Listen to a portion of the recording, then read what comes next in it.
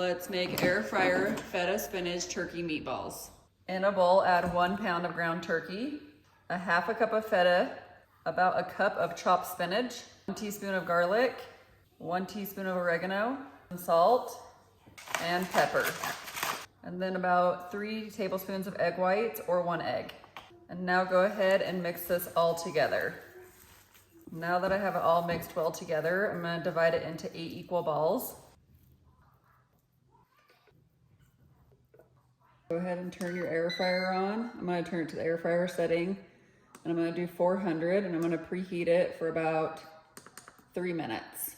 Now that the air fryer is done preheating, I'm gonna go ahead and pull out my basket.